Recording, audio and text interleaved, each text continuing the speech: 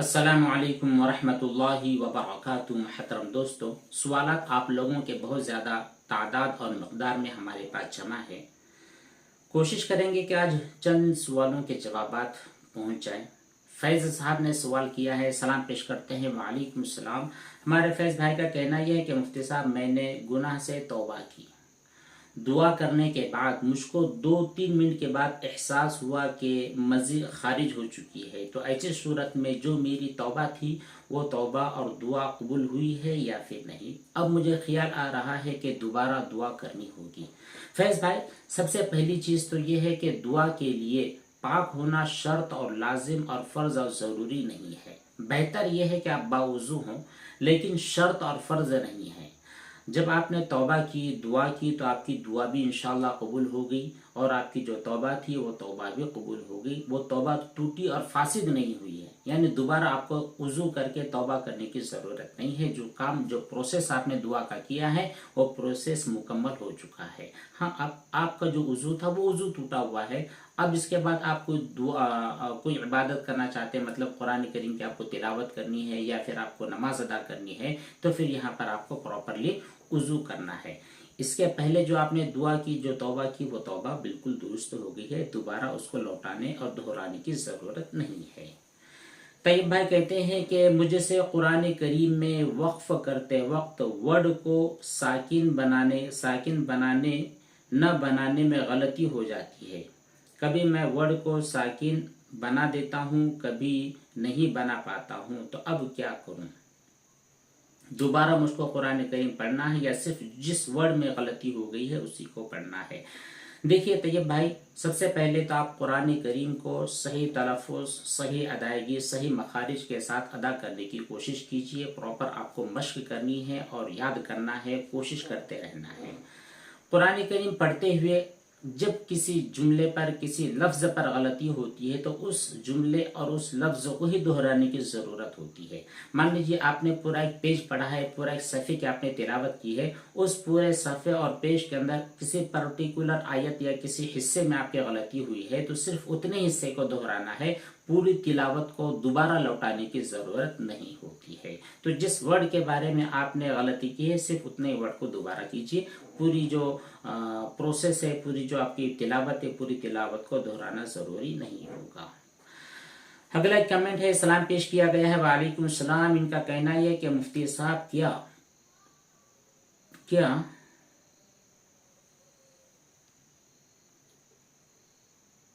कजलत करते वक्त टॉयलेट की कज़ाए हाजत करते वक्त टॉयलेट की पानी की जो छींटे है वो सर के ऊपर आकर लग गई है, तो क्या हम नापाक हो जाएंगे? नफीसा इंडिया से। जी हमारी बहन, जब टॉयलेट वगैरह से या फिर इस्तिंजा से या और किसी नजासत वगैरह से आप फारिग हो रही है, उनके सफाई के अमल में आप लगी हुई है, कुछ कतरा अगर उठकर आपके चेहरे पर या आपके बालों पर या फिर आपके जो आपने कहा है कि पेशानी पर आकर लग जाते हैं, तो उसकी वजह से चूंकि बहुत नॉर्मल सा, बहुत बारीक सा कतरा होगा, अगर आप उसको किसी तरीके से धो सकते हैं तो धो लीजिए। अगर आप नहीं धो सकते हैं, धोना आपको याद ही नहीं है, लग गया आपको पता ही नहीं है, तो फिर नापाक भी नहीं होगा, क्योंकि वो जो बारीक सा कतरा होता है सुई की नोक के बराबर, उसकी वजह से आपकी बॉडी का कोई भी हिस्सा नापाक नहीं होता है। अगर आपको धोने में आसानी हो तो उसको धो लीजिए, अगर धोने में आसानी नहीं है या फिर आपको याद ही नहीं है तो फिर छोड़ दीजिए, क्योंकि वो बहुत नॉर्मल सा बारीक सा कतरा है, उसको दिमाग में रखकर परेशान होने की कतई जरूरत नहीं है। हमारे उस्मान भाई का सवाल है, कहते हैं कि मुफ्ती साहब अस्सलाम वालेकुम। जी वालेकुम सलाम। मेरा सवाल ये था कि क्या मुफ्ती साहब, मेरा सवाल ये था कि मैं हनफी फ़िक़्ह को छोड़ के हम्बली फ़िक़्ह को फॉलो कर सकता हूँ? मेरे घर में वॉशिंग मशीन है, नापाक और पाक कपड़े एक साथ पाक नहीं होते हैं, ये समझा के थक गया हूँ। अच्छा, घर वालों को आप ये समझाकर थक गए हैं, इस वजह से घर में मसाइल भी पैदा हो रहे होते हैं, वसवसे में पड़ रहा हूँ। अगर अपना अकीदा वही सेम रखे, बस किसी और इमाम साहब को फॉलो करे तो मसला तो नहीं है, प्लीज रिप्लाई, मैं बहुत ज्यादा परेशान हूँ, मुझे मसला समझा दीजिए, अल्लाह आपको सलामत रखे, अस्सलाम वालेकुम। उस्मान भाई, ये जो प्रॉब्लम आपके साथ खड़ी हुई है ये बहुत छोटी प्रॉब्लम है ना, बहुत नॉर्मल और बहुत मामूली बात है कि घर में आपके कपड़ों को धोने का जो प्रोसेस, वॉशिंग मशीन के अंदर धोने का जो तरीका है, इस तरीके को लेकर इख्तलाफ हो रहा है। तो इतनी छोटी बात को लेकर जो आपने इतना बड़ा मतलब ये कि अमल करने का इरादा किया है कि आप फ़िक़्ह हनफ़ी को छोड़कर फ़िक़्ह हम्बली में दाखिल होना चाहते हैं, ये नॉर्मल सी बात नहीं है। ये ऐसा कदम उठाना किसी भी आम इंसान के लिए जायज़ और दुरुस्त नहीं होता है, ठीक है। इसके लिए बाकायदा आपको सोचना पड़ता है, स्टडी करनी पड़ती है। आप जिस फ़िक़्ह के ऊपर अमल अभी तक कर रहे थे, इसको छोड़कर आप किसी और फ़िक़्ह में जाना चाहते हैं, किसी और इमाम साहब की इत्तिबा करना चाहते हैं, तो उसके पास आपके लिए कोई ठोस सबूत और ठोस बुनियाद होनी चाहिए। तो खैर, ये आपके लिए बिल्कुल जायज़ नहीं है, ये इसकी इजाज़त आपको नहीं है। हाँ, मसला आपका क्या है, आपके घर में साफ सफाई को लेकर इख्तलाफात होते हैं, तो इस इख्तलाफ को ख़त्म करने की ज़रूरत है। प्रॉपर जो मसला आप समझ चुके हैं, वही मसला आप अपने घर वालों को, अपने फैमिली के जितने भी मेंबर्स हैं, उनको समझाने की कोशिश कीजिए। किताबें हैं, ओके, जो फ़िक़्ह की किताबें हैं उसमें मसाइल तहारत है और भी बहुत सारे मसाइल है। ये जो किताबें होती है, उन किताबों को आप मार्केट से लीजिए, कुतुब खाने से लीजिए, घर वालों के सामने जाकर उनको रखिए, उनको समझाइए, उनको स्टडी करने की आदत दिलवाइए। इंशाल्लाह जब वो समझ जाएंगे तो फिर आपके और उनके ख्यालात के अंदर बहुत ज़्यादा फ़र्क नहीं होगा, बहुत ज़्यादा मसाइल भी पैदा नहीं होंगे। तो ये अपने किसी इमाम को छोड़ने वगैरह की ज़रूरत नहीं है, ज़रूरत सिर्फ इल्म दीन सीखने की है, ठीक है। आप सीख लीजिए, घर वालों को सिखाइए, कोई मसला इंशाअल्लाह फ्यूचर में पेश नहीं आएगा। अबू हंजला साहब कहते ये हैं कि इंट्राडे ट्रेडिंग के बारे में बतलाएं, क्या ये हलाल है या हलाल नहीं है। देखिए हंजला भाई, इंट्राडे करना मार्केट के अंदर जो शेयर मार्केट होता है, वहां पर इंट्राडे करना आपके लिए हलाल नहीं होता है, जायज़ और दुरुस्त नहीं होता है। अब आप कहोगे कि जायज़ और दुरुस्त क्यों नहीं होता है, तो देखिए यहाँ पर जो आपने इंट्राडे के लिए माल लिया हुआ है, XYZ कोई कंपनी है, उसके मान लीजिए आपने 100 शेयर्स लिए हैं, तो इन 100 शेयर्स को बढ़ने के बाद इनकी जो प्राइस है, मान लीजिए आपने 100 रुपये में 100 शेयर लिए हैं, जब ये 105 हो जाते हैं तो वो बेचना आपके लिए उसी वक्त तो दुरुस्त होता है जब ये 100 शेयर्स आपके कब्जे में आ जाए, आपके डिलीवरी में आ जाए। और इंट्राडे के अंदर डिलीवरी का जो समझना ये पॉसिबल ही नहीं है, इंट्राडे के अंदर डिलीवरी नहीं होती है, ठीक है। यहाँ पर आप वो माल लेते हैं और ये बाकायदा वो जो आपका ब्रोकर होता है वो उसी की मिल्कियत वाले शेयर्स होते हैं। तो आपने उसके पास से लिया, दिन भर में नफा उठाया या फिर नुकसान उठाया और 3-3:15 बजे उसने आपकी पोजीशन काट दी या खुद आपने काट दी। तो यहाँ पर आपकी मिल्कियत नहीं होती, आप किसी चीज के मालिक नहीं होते हैं। वहां पर जो आपको 5 रुपए का जो प्रॉफिट हो रहा है, इस प्रॉफिट के आप मालिक नहीं है, तो कोई फायदा ही नहीं है। आपका जो पैसा आएगा ये पैसा भी आपको बिना सवाब की नियत के सदका करना पड़ जाएगा, तो आप इंट्राडे ट्रेडिंग नहीं कर सकते हैं। दूसरी चीज ये कि आपने आगे ये भी कहा है कि डे ट्रेडिंग के लिए आप, अच्छा एक मसला ये है कि आप इंट्राडे में जो माल खरीदते हैं उसकी फुल कीमत नहीं देनी पड़ती है। वो जो शेयर्स आपका जो 100 रुपये का है उसको कम, जो आपका ब्रोकर होता है उसकी तरफ से आपको लेवरेज मिलती है, यानी कुछ पैसे उसकी तरफ से आपको मिलते हैं। तो इसीलिए आपकी मिल्कियत उसके ऊपर नहीं हो पाती है। दूसरी चीज ये कि अगर आपने कोई शेयर लिया और डिलीवरी प्रोसेस के साथ बाय किया, ओके, डिलीवरी के अंदर वहां पर जो ऑप्शन होता है, एक नॉर्मल बाइंग होती है और एक इंट्राडे बाइंग होती है। तो वहां पर आपने जो नॉर्मल वाली बाइंग है या फिर डिलीवरी वाली बाइंग है वो खरीदी, फुल पैसा देकर के खरीदा है। 100 रुपए का शेयर है, पूरे 100 रुपए देकर आपने माल खरीदा है और सेम डे आपको कुछ प्रॉफिट हो जाता है। यहाँ पर आपको गुंजाइश होती है, चाहे तो आप उसी दिन बेचे, चाहे तो 2 दिन, 10 दिन, 15 दिन, 2 साल के बाद बेचे। जब आप डिलीवरी के अंदर माल खरीदते हैं तो आपके पास ये चांस होता है। तो आपने फुल रकम देकर डिलीवरी में माल खरीद लिया, सेम उसी दिन अगर वो कुछ प्रॉफिट हो जाता है और आप बेचना चाहते हैं, तो यहाँ पर फुक़हा किराम के दो मसलक हो जाते हैं। कुछ फुक़हा कहते हैं कि चूंकि आपने डिलीवरी के लिए माल खरीदा था, अगर आज आपका रेट नहीं बढ़ता तो कल भी आप उसको रख सकते थे, परसों 2-4 दिन के बाद भी बेच सकते थे।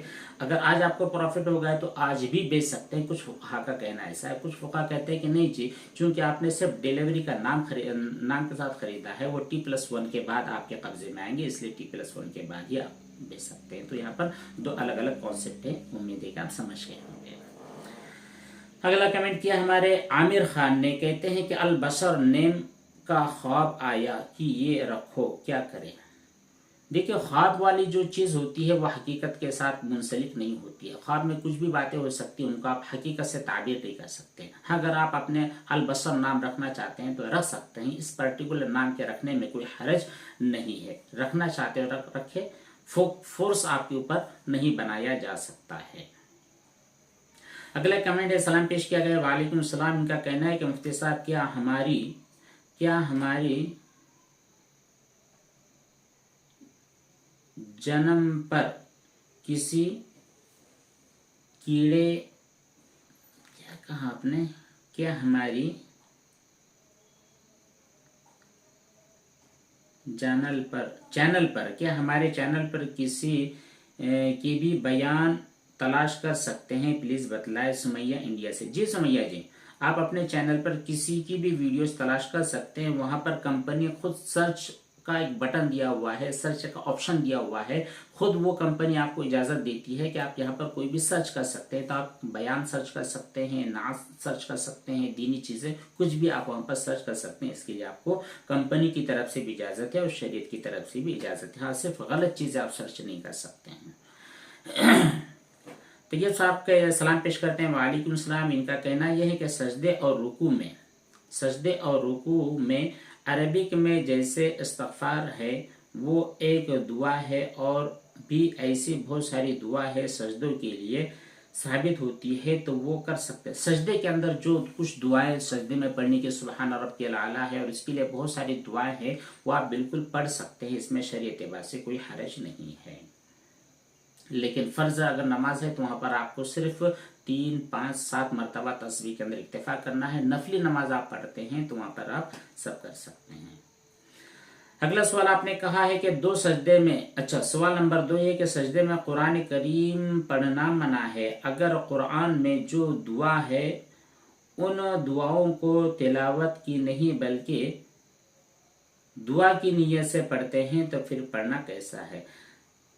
तिलावत नहीं करनी है, जैसे रब्बना आतिना फिद दुनिया हसना व फिल आखिरति हसना व क़िना अज़ाबन्नार कुरान करीम की आयत है और दुआ भी है। तो आप दुआ की नियत से वो पढ़ना चाहते हो तो पढ़ सकते हैं, तिलावत की गरज से नहीं कर सकते।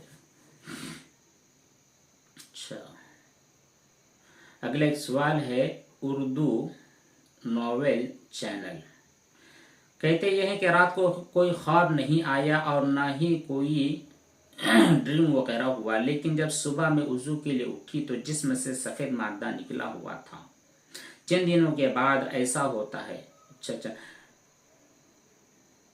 मेंसेस के चंद दिनों के बाद ऐसा होता है, क्या ये मनी है? क्या मुझे गुस्ल करना जरूरी है? गुस्ल करना जरूरी नहीं है, ये मनी भी नहीं है। ये एक जिसको आप कहते हैं लिक्विड से ताबीर करते हुए कोई ऐसी चीज, कोई मादा है वो है। बहरहाल ये मनी नहीं है, मनी है। और जो सफेद मादा होता है, वाइट डिस्चार्ज होता है, इसके अंदर बड़ा फर्क होता है। खवातीन इसको खुद समझती है, तो आप खुद समझ लीजिए कि ये मनी हो सकती है या फिर वाइट डिस्चार्ज हो सकता है। दोनों के अंदर अच्छी तरह फर्क करने के बाद आप अमल कीजिए। अगर आपको लगता है कि नहीं वाकईतन ये मनी है, मुझको गुस्ल नहीं, मुझको ख्वाब भी नजर नहीं आ और कुछ ऐसा मामला भी नहीं हुआ, लेकिन है ये मनी, क्योंकि उसकी स्मेल अलग होती है, उसकी शक्ल सूरत भी अलग होती है, उसके अंदर गाढ़ापन होता है, ये तमाम चीज़ें अगर उसके अंदर है तो आपको गुस्ल करना पड़ेगा। ऐसी कोई चीज़ नहीं है तो फिर आपके ऊपर गुस्ल वाजिब नहीं होगा। तो ये भाई ने सलाम पेश किया और आपने एक वीडियो की लिंक भेजी है जिसमें आपने कहा है कि इन्होंने वीडियो में हदीस बताई है, हदीस में दम करने वाली जो बात है ये साबित हो रही है, ठीक है। और तावीज़ और मिर्ची वगैरह से नज़र उतारना भी जायज़ बतलाता है। ठीक है भाई, नज़र उतारने के लिए नज़र होती है, इस नज़र को उतारने के लिए बहुत सारे मुख्तलिफ तरीके हैं, जैसे मिर्च जलाना है, कपड़ा जलाना है, पानी के जरिए दम करना है। इन तमाम चीज़ों से नज़र उतारना बिल्कुल दुरुस्त होता है। शर्त यहाँ पर ये होती है कि कोई कुफरिया कलिमात अपनी ज़बान से अदा न किए जाए, या फिर ऐसे अमाल न किया जाए जो कुफ्र और शिर्क से मिले जुले होते हैं, या फिर ऐसे अल्फाज ना कहे जाए जिनके मानी ही आपको पता नहीं होते हैं। तो खैर, नज़र का उतारना जैसे आपने कहा मिर्च वगैरह से उतार सकते हैं, लेकिन उसमें जो कुछ पढ़ा जाए वो कुरान करीम की आयात हों और भी जो दीगर अज़कार वगैरह होते हैं वो हो, कुफ्र या शिर्क के अल्फाज इसके अंदर ना हो, तो फिर आप मिर्च वगैरह जलाकर भी नज़र उतार सकते हैं। इसी तरह नज़र उतारने के लिए बहुत सारी दुआएं भी, जैसे सूरह फातिहा है, आयतुल कुर्सी है, मुअव्वज़तैन है, या इसी तरह दुआएं अऊज़ु बिकलिमातिल्लाहि ताम्मा मिन कुल्लि शैतानि व हाम्मा व मिन कुल्लि ऐनि लाम्मा, ये दुआ है, ये पढ़कर भी नज़र उतारी जा सकती है। अगला कमेंट है, सलाम पेश किया गया, वालेकुम सलाम। का कहना है कि मुफ्ती साहब, क्या कुत्ते ने बर्तन में मुंह डाला, फिर जब हम उस बर्तन को धो रहे थे तो उसके छींटे उड़कर सर पर लग गए हैं, तो क्या सर नापाक हो जाएगा? नफीसा इंडिया से, सर नापाक नहीं होगा। सर के ऊपर जो बारीक बारीक जो कतरे गिरे हैं उसको आप साफ कर दीजिए, पूरा सर धोने की जरूरत नहीं है। लाले शाहिद का सलाम है, वालेकुम सलाम। इनका कहना है कि मुफ्ती साहब, नापाक कपड़े को वॉश करते वक्त वॉश करते हैं, जमीन पर जो छींटे होते हैं उड़कर हमारे कपड़े पर लग जाते हैं। अगर बहुत ज्यादा छींटे लग गए हैं तो आप उसको धो लीजिए, अगर एक आध दो कतरे लगे हैं तो उसकी तरफ ध्यान देने की जरूरत नहीं है। अल्तमश कहते हैं कि मैंने किसी गलत चीज के लिए दुआ की, दुआ मांग ली, अल्लाह ने वो दुआ कबूल कर ली, ऐसा क्यों होता है? वो चीज हो गई।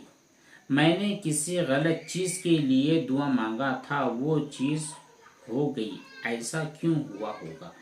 दुआ आपकी कबूल होगी। गलत चीज के बारे में दुआ नहीं मांगनी चाहिए। अगर हो गई है तो वापस आप तौबा कीजिए भाई।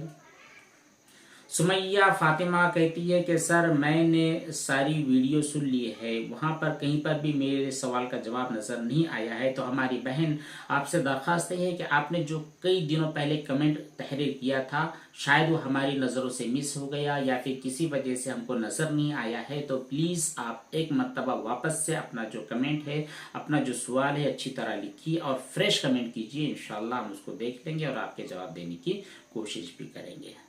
चलिए बस करते, इतने ही सवालात, इतने ही जवाबात काफ़ी है। इसके अलावा और भी जो बहुत सारी बातें इंशाअल्लाह उनको अगली नशिस्त में कवर करने की कोशिश करेंगे। तब तक दुआओं की दरख्वास्त। वस्सलामु अलैकुम वरहमतुल्लाहि वबरकातुहू।